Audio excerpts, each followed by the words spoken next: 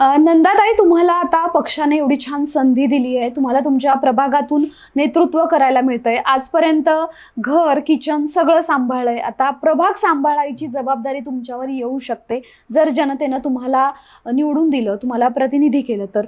मात्र जर ही संधी मिळाली, जनतेनं प्रेम दाखवलं आणि तुम्हाला जर नेतृत्व करता आलं, तर तुम्हाला तुमच्या प्रभागासाठी काय काय करायचंय सांगा बरं. मूळ समस्या प्रभागाची आमच्या भागामध्ये टँकर येतात. बर.